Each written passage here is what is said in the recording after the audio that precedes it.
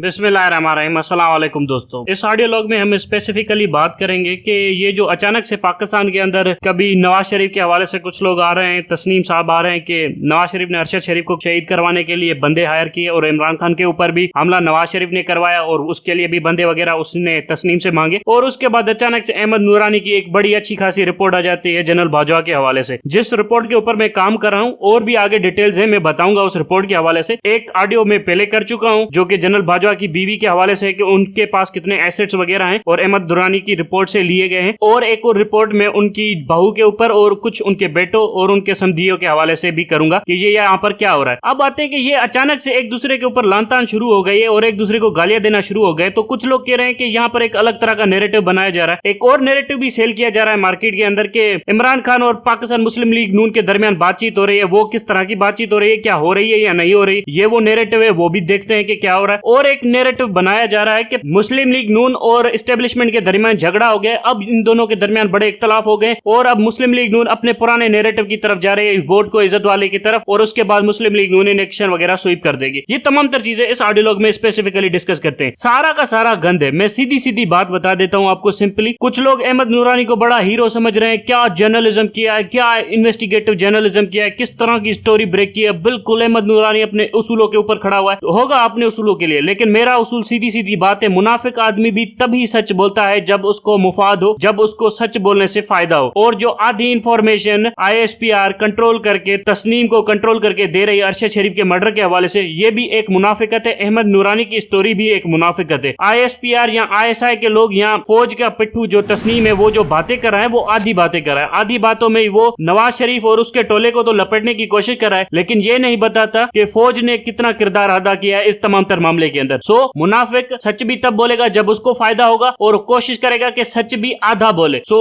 ISPR ने जो तस्नीम के थ्रू काम किया है वो आधा सच बताया है, पूरा सच नहीं बताया, वो मुनाफिकत है। उन्होंने ये बताया है कि अरशद शरीफ को शहीद कराने के पीछे नवाज शरीफ वगैरह था, लेकिन ये नहीं बता रहा कि फौज का कितना बड़ा किरदार था इस पूरे के पूरे मामले के अंदर। और ये इसलिए बताया जा रहा है इस वक्त के नवाज शरीफ को प्रेशर में लाया जा सके, ताकि जो भी जनरल बाजवा रिपोर्ट लेकर जाए, जो भी समरी लेकर जाए, जिस आर्मी चीफ के हवाले से समरी लेकर जाए, वो शहबाज शरीफ आंखें बंद करके अप्रूव कर दे। उसके बाद आते अहमद नूरानी की स्टोरी की तरफ। अहमद नूरानी ने भी वो मुनाफिकत की है कि सच बोला, लेकिन उस टाइम के ऊपर बोला कि सच से उसको फायदा हो। जो अहमद नूरानी की स्टोरी है, फैक्ट्स है, वो पहली बात इनकम्प्लीट है। इसके अंदर और भी बहुत ज्यादा डेटा है जो मिसिंग है, जो नहीं बताया गया है। और अहमद नूरानी ने कोई इन्वेस्टिगेशन वगैरह नहीं की है, ये सारा का सारा डेटा उसको नवाज शरीफ वालों ने लाकर दे दिया है कि ये रखो और ये तुम्हें ठोकना है जब बाजवा हमें ब्लैकमेल करने की कोशिश करे। सो ये करप्ट लोगों का टोला है, एक दूसरे के खिलाफ सबूत जमा करके रखते हैं। अगर वो बिगड़ जाए तो उसके खिलाफ सबूत दुनिया के सामने ले आओ, अगर वो बिगड़ जाए तो उसके खिलाफ सबूत दुनिया के सामने ले आओ। सो ये इस तरह से अशराफिया एक दूसरे को ब्लैकमेल करती रहती है, और आवाम जो हम मिडिल क्लास है, जो इन दोनों की अयाशियों की असल में कीमत अदा करते हैं, वो बस देखते रहते हैं, तमाशा देखते रहते हैं इन लोगों का। अब अहमद नूरानी ने जो स्टोरी की है वो आधी की है, लेकिन सच है बातें, ये जो भी इसमें फैक्ट्स वगैरह हैं वो सच है। और ये वो उन मामलात के ऊपर की है जो डिक्लेयर्ड एसेट है, जो अनडिक्लेयर्ड है वो तो बहुत ही ज्यादा है। अब फॉर एग्जांपल इसके अंदर उसने कंक्लूड किया है कि इस खानदान की प्रॉपर्टियों में इजाफा हुआ और इस खानदान की प्रॉपर्टी 12.7 बिलियन रुपीस के करीब आती है, मतलब 12 अरब रुपए के करीब। ये कुछ भी नहीं है 12 अरब रुपए। और इसके अंदर जनरल बाजवा के पास जो प्लॉट वगैरह है वो डिक्लेयर नहीं है। इसके अलावा जनरल बाजवा के जो बेटे हैं उनके पास जितनी भी प्रॉपर्टीज वगैरह हैं जो कि इस वक्त मुल्क से बाहर है, उनके हवाले से भी कुछ भी डिक्लेयर वगैरह नहीं है। ये वो प्रॉपर्टीज है जो तकरीबन पाकिस्तान के अंदर है। पाकिस्तान से बाहर के जितने एसेट्स हैं उनके हवाले से कोई भी इसमें अंदर बात नहीं की गई है, और उनके बेटों के हवाले से भी बात नहीं की गई है, और वो प्रॉपर्टीज जो छुपाई हुई है उनके हवाले से भी कोई बात नहीं की गई। सो ये एक इनकम्प्लीट स्टोरी है, और ये एक ट्रेलर है जनरल बाजवा को दिखाने के लिए कि आपने अप्रूव करना है वो नाम जो नवाज शरीफ भेजेगा। ये नहीं होगा कि GHQ की तरफ से जो नाम आएगा वो अप्रूव हो जाएगा, बल्कि नवाज शरीफ वाला नाम जो कि जनरल आसिम मुनीर है, आपने वो अप्रूव करना है। सो इसीलिए ये एक दूसरे को ब्लैकमेल कर रहे हैं। और वो जो थप्पड़ वाली स्टोरी थी वो भी इसीलिए ये लोगों को बता रहे थे कि ब्लैकमेल किया जा सके प्राइम मिनिस्टर को, और प्राइम मिनिस्टर के हवाले से इनके ऊपर प्रेशर डाला जा सके। सो गेम एग्जैक्टली घूम रही है समरी के हवाले से। नवाज शरीफ अपना आर्मी चीफ लगाना चाहता है, जनरल बाजवा अपना आर्मी चीफ लगाना चाहता है। नवाज शरीफ अपना आर्मी चीफ आसिम मुनीर इसलिए लगाना चाहता है, वो चाहता है कि आने वाले दिनों में मुझे PTI के ऊपर क्रैकडाउन करना है और PTI को दबाना है और मुझे खुद को खड़ा करना है। सो इसीलिए मुझे ISI और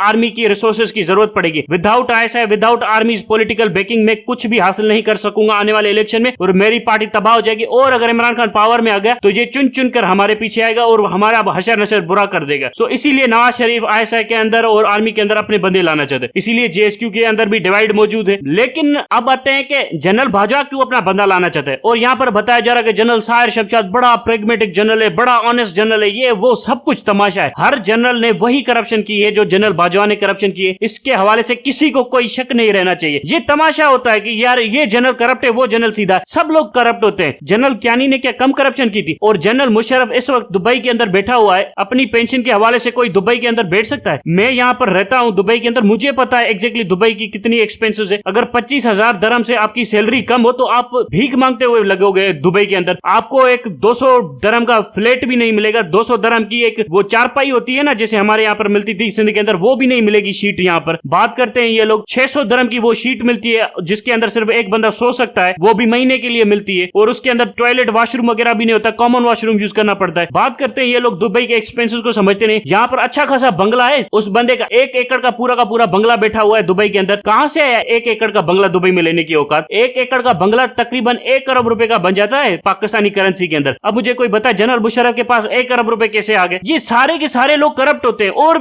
और सिर्फ जनरल मुशर्रफ नहीं है, और भी बहुत सारे जनरल्स हैं जिनके बंगले वगैरह दुबई के अंदर मौजूद है, हमने देखे हुए हैं ये सारे के सारे बंगले वगैरह। लेकिन बात यह है कि ये लोग कहते हैं कि एक जनरल करप्ट है, एक और नहीं करप्ट है, सबके सब करप्ट है। और ये जो करप्शन जनरल बाजवा की खुलकर सामने आई है ना, इसकी आधी या 50% करप्शन तकरीबन हर जनरल के पास होगी। हर जनरल की बीवी के पास इतने ही प्लाट होंगे, इतने ही पर्क्स एंड प्रिविलेजेस होंगे। बाजवा ने खिलाया पिलाया है पूरी आर्मी को, ऐसे थोड़ी है कि सिर्फ बाजवा अकेला ही अमीर हुआ है। अब आपको समझ में आ गया होगा कि असद उमर को क्यों फाइनेंस मिनिस्टर नहीं रहने देना चाहता था जनरल बाजवा, क्योंकि असद उमर अगर फाइनेंस मिनिस्टर रहता तो ये सारी की सारी चीजें सामने आती, और असद उमर एक्सपोज करता नहीं करता वो बात अलग है, लेकिन ये चाहते नहीं थे कि इनका कोई बंदा आ जाए। उसके बाद जो स्टेट बैंक के गवर्नर को चेंज कर दिया गया, अपना गवर्नर फॉरेन से लाया गया और उससे लगाया गया, उसकी वजह भी ये थी कि इनके पैसे यहाँ से आए जाए, कोई इसके ऊपर नजर ना रख सके। इसीलिए FIA सारे के सारे इदारों को दबा के रखा हुआ था कि इनकी करप्शन के ऊपर कोई पर्दा ना खुले। अब आप देखिए इस रियासत का क्या बनेगा अगर एक शख्स अपनी करप्शन बचाने के लिए, अपना पैसा बनाने के लिए, माल बनाने के लिए पूरी रियासती इदारों को झुका के रखता है ताकि मैं ना पकड़ा जाऊं। फिर इस रियासत का क्या बनेगा? ये इलीट, ये अशराफिया क्या चाहती है पाकिस्तानी अवाम से? ये चाहती है कि पाकिस्तानी मिडिल क्लास मेहनत मजदूरी करती रहे और फिर अपनी मेहनत मजदूरी की जो पैसे बनाती है उसका टैक्स देती रहे, और उस टैक्स को हम जाया करें, उस टैक्स से हम अपने बिजनेसेस बनाएं, और उस टैक्स के थ्रू हम अयाशिया करते फिरे। और ये जो गुलाम है हमारी मिडिल क्लास, ये हमसे पूछे बिना कि हमने ये सब कुछ कैसे किया, और फिर अगर हमसे पूछे तो हम इन्हें दबा देंगे, या हम इन्हें गोली मारेंगे, या हम इनके ऊपर कानूनी मुकदमा दर्ज करेंगे, फिर सुप्रीम कोर्ट के थ्रू हम इनके ऊपर मुकदमे जलाएंगे और इन्हें फांसियां देंगे। ये है वो एक्सप्लॉयटेटिव सिस्टम पाकिस्तान का जो चल रहा है। अब आते हैं कि ये लोग क्या इनमें कोई सच्चा भी है? अब लोग कह रहे हैं कि नवाज शरीफ जनरल बाजवा के खिलाफ लड़ा, ये दोनों आपस में लड़े हैं, दोनों अशराफियां हैं, दोनों करप्ट है, दोनों नालायक है, और दोनों पाकिस्तानी मिडिल क्लास की वैल्यूज को रिप्रेजेंट नहीं करते। अब आते हैं इमरान खान के ऊपर। इमरान खान को भी पता था कि जनरल बाजवा किस तरह की करप्शन कर रहा है, क्यों खामोश रहा? 3 साल उसके दौर के अंदर सारे की सारे डिक्लेरेशन हुए, SBR के अंदर डिक्लेरेशन हुए, क्यों खामोश रहा? ये इमरान खान जवाब दे सकता है कि उसकी नजरों के सामने जनरल बाजवा अपने एसेट्स पे एसेट्स बना रहा था, डिक्लेयर करता जा रहा था, क्यों खामोश रहा? वजह सिर्फ ये है कि बस वो इसलिए खामोश रहा कि हुकूमत से ना हटा दे। हुकूमत से तो बाद में चाहकर खुद ही उतार दिया ना। पहले अगर इमरान खान लड़ पड़ता तो शायद बाजवा के पास इतना दमखम नहीं होता, इमरान खान उसे हटा भी सकता था। ये वो सवाल है जिसके जवाब इमरान खान को देने चाहिए। इसको जहांगीर तरीन और अलीम खान की करप्शन नजर आती है, उसकी शुगर मिले वगैरह नजर आती है, जनरल बाजवा की चोरी नहीं नजर आती थी। ये नहीं हो सकता कि भोला था, बच्चा था, मासूम था, इसको नहीं पता था कि बाजवा ये सब कुछ कराए, मासूमियत में हो गया। बिल्कुल मेल इंटेंशंस है, इंटेंशनली जनरल बाजवा की करप्शन को इमरान खान ने एक्सप्लॉइट नहीं किया। इमरान खान अपने सियासी मुखालिफ इनकी करप्शन को तो एक्सपोज करता है, लेकिन GHQ के अंदर जो करप्शन हो रही थी उसके हवाले से क्यों खामोश रहा? ये वो चीजें जो इमरान खान को भी बतानी चाहिए कि किस तरह की मुनाफिकत थी इमरान खान के अंदर। ये मुनाफिकत थी इमरान खान के अंदर, हम सबको मानना चाहिए कि क्यों खामोश रहा इन तमाम तर मामला के ऊपर, जबकि वो आज जाकर इस्तेमाल हो रहे हैं जनरल बाजवा को ब्लैकमेल करने के लिए, क्योंकि नवाज शरीफ को अपना आर्मी चीफ बनाना है। सो जिस तरह के समझौते इमरान खान ने किए हैं ना, ये इमरान खान को ले डूबेंगे अगर आइंदा भी हुकूमत में आकर इमरान खान ने ये समझौते करने की कोशिश की। अब मैं थोड़ी देर के बाद एक और ऑडियो लॉग अपलोड करूंगा कि जो अहमद नूरानी की जो स्टोरी है उसको मुकम्मल करूंगा, मानूर के हवाले से बताऊंगा कि जो कि जनरल बाजवा की बहू है उसके पास कितने पैसे हैं, और उसके अलावा मैं एक और ऑडियो लॉग करूंगा, वो शायद लेट नाइट को अपलोड करूंगा, उसमें मैं बताऊंगा कि अशराफिया कैसी होती है पूरी दुनिया के अंदर। उसमें मैं हिस्टोरिकल रेफरेंसेस भी दूंगा और पाकिस्तानी अशराफिया और दुनिया की अशराफिया को कंपेयर भी करूंगा, और उसमें समझाने की कोशिश करूंगा कि अशराफिया जरूरी होती है, लेकिन उस अशराफिया को डील कैसे किया जाता है, एक नई अशराफिया कैसे बनाई जाती है, ये तमाम तर चीजें मैं नेक्स्ट ऑडियो लॉग में बताऊंगा। Thank you very much.